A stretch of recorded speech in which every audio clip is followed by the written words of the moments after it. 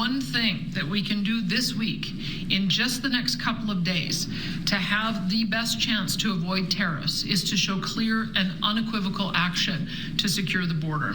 This should start with the appointment of a Canadian border czar to work with the new American border czar to jointly crack down hard on fentanyl and illegal migrants.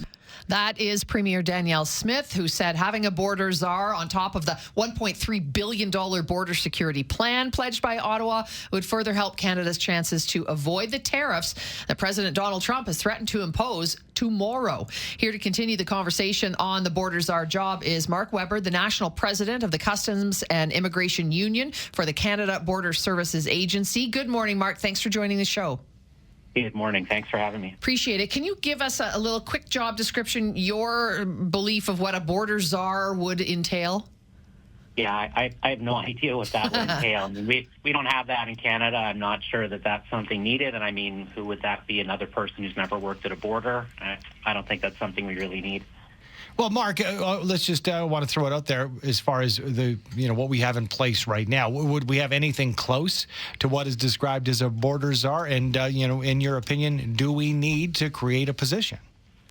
No, we don't need to create a position at all. The problem we have now is we have people making decisions and creating task force and border groups that have not worked at a border. I don't know if you've noticed, but it's interesting. The only people excluded from all of this is the Canada Border Services Agency.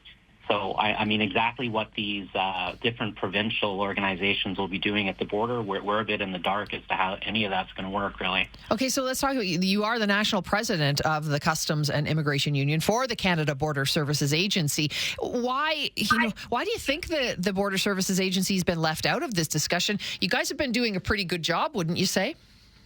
Say we've been doing a great job. Right now, at ports of entry, we do the work between ports of entry. That's left to the RCMP to do. It's our mandate. However, we've just given that work over to someone else. I think the CBSA really needs to start getting back into the business of doing that work between ports of entry. It's all this money being spent by provinces to do the work.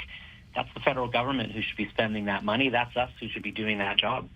Mark, having some experience, having a dog in the fight, and then we've heard Danielle Smith on several different occasions over the past, I'd say, month or so, talking about the need for this.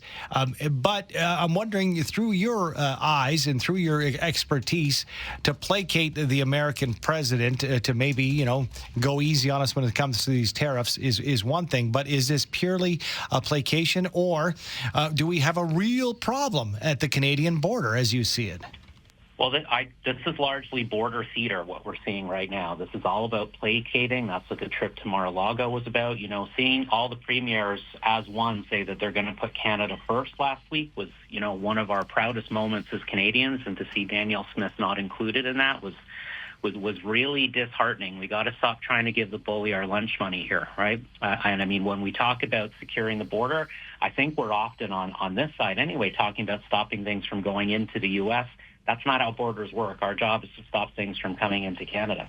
And is that an issue? I mean, obviously, things happen, and we've got a pretty open border between the United States and Canada. But is smuggling, drug trafficking, illegal border crossing, is it a big factor across our country? I mean, it always is if we're talking about what's coming into Canada. But when we hear the numbers given about what's going from Canada into the U.S., coming from U.S. media, those numbers are wildly exaggerated. I mean, to compare the problem they have on their southern border with what's happening between Canada and the U.S. is really unfair to make that comparison. I think there's work that can be done. I think any help we could get between ports of entry is useful, but again, we have provincial agencies doing this work without the legal authority to enforce the Customs Act, without any real legal recourse from stopping things from going from Canada into the U.S. So I think there's some real confusion from a lot of people making decisions as to how exactly things work at a border. We reached out to Premier Smith to offer our assistance, guidance, expertise. We've never even gotten a reply. So it's really disappointing, not only in Alberta, but in some other provinces as well, to see these plans, happen and take shape without involvement of us at all. It's interesting because when you mentioned the difference between the provincial, I guess, limitations and nationally when it comes to our border security, we did have that other development this week when we could hear the whirring sound of those Black Hawk helicopters, the Black Hawk helicopter flying at the extreme southern section of our border. And again, we talked about the placating of the American president, giving him what he wants. But that is one tool that was chosen by the Premier and her crew.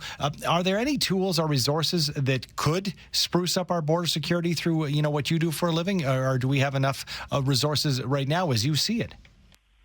Oh, no. I mean, there's equipment that we need. There's detection equipment we need at ports of entry. Again, we need more CBSA officers desperately so we could start fulfilling our mandate and working between the hundreds and hundreds of kilometers between ports of entry.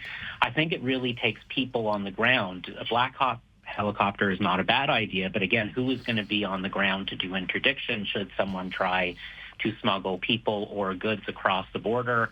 That's difficult. That's a lot of ground to cover, right? And we are short-staffed. I know provincial agencies are not overstaffed. The RCMP certainly as well are not overstaffed. So I really think, again, the resources need to be focused on hiring more people and to really, relying on the people who work at the border every day, who have the expertise, who know how smuggling works, who know where smuggling happens, who know the methods of concealment, so on and so forth. The CBSA is, fully armed, tooled, equipped with the full legal authority to do this work. It's a federal mandate. We should be doing this work.